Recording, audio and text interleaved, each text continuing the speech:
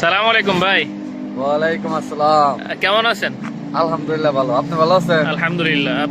আপনারা কি সব হ্যাঙ্গার স্টেশনে কাজ করেন না? আয়ো বা হাঙ্গাই স্টেশনে কাজ করি। তো হ্যাঙ্গারের কাজ আসলে কেমন চলছে এখন? অনেকেই তো অনেক রকম কথা বলে, তো আপনি তো নিজে কাজ করেন, যদি একটু বলতেন আমাদেরকে। আসলে কি ভাই, হ্যাঙ্গার স্টেশনের কাজটা বাইক দিয়ে ফুড ডেলিভারি, এটা জানেন আমরা বাইক দিয়ে কাজ করি। আর এত গাড়ির মধ্যে একটা বাইক দিয়ে সৌদিরা মনে করেন যে মশা মনে করে না। অর্থাৎ এই কাছে টাকা আছে, পরিশ্রম করলে প্রচুর টাকা আছে, কিন্তু জীবনে কোনো নিরাপত্তা নাই। তার এটাই মানে সত্য।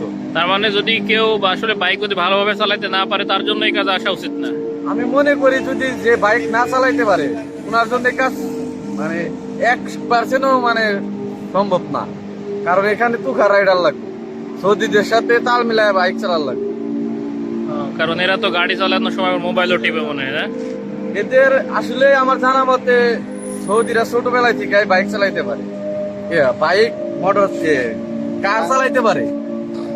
ওনারা দক্ষ ড্রাইভার আমি মনে করি। ওনারা যদি মোবাইল না টিপে গাড়ি চালায় মনে হয় না কোনোদিন অ্যাক্সিডেন্ট করবে। আসলে এরা সেভাবে খেয়াল করে না, যার কারণে আসলে অ্যাক্সিডেন্ট গুলো হয়। যাই হোক, ধন্যবাদ আপনাকে, অসংখ্য ধন্যবাদ। ইনশাল্লাহ আবার দেখা হবে।